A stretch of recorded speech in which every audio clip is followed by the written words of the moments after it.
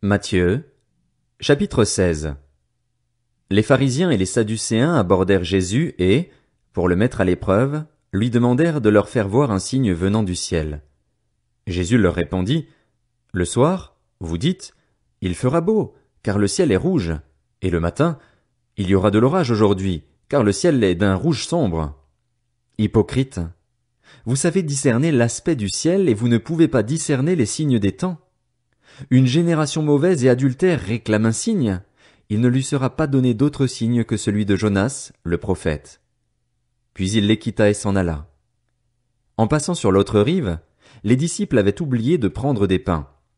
Jésus leur dit, « Attention, méfiez-vous du levain des pharisiens et des sadducéens. » Les disciples raisonnaient en eux-mêmes et disaient, « C'est parce que nous n'avons pas pris de pain. » Jésus, le sachant, leur dit, « Hommes de peu de foi, pourquoi raisonnez-vous en vous-même sur le fait que vous n'avez pas pris de pain? Ne comprenez-vous pas encore et ne vous rappelez-vous plus les 5 pains des 5000 hommes et combien de paniers vous avez emportés? Ni les 7 pains des 4000 hommes et combien de corbeilles vous avez emportés? Comment ne comprenez-vous pas que ce n'est pas de pain que je vous ai parlé? Méfiez-vous du levain des pharisiens et des sadducéens. » Alors ils comprirent que ce n'était pas du levain du pain qu'il leur avait dit de se méfier, mais de l'enseignement des pharisiens et des sadducéens. Jésus arriva dans le territoire de Césarée de Philippe. Il demanda à ses disciples, « Qui suis-je, d'après les hommes, moi le Fils de l'homme ?» Ils répondirent, « Les uns disent que tu es Jean-Baptiste, les autres, Élie, les autres, Jérémie ou l'un des prophètes. Et d'après vous, qui suis-je » leur dit-il. Simon-Pierre répondit, « Tu es le Messie, le Fils du Dieu vivant. » Jésus reprit la parole et lui dit, « Tu es heureux, Simon, fils de Jonas, car ce n'est pas une pensée humaine qui t'a révélé cela, mais c'est mon Père céleste. Et moi, je te dis que tu es Pierre et que sur ce rocher je construirai mon église, et les portes du séjour des morts ne l'emporteront pas sur elle.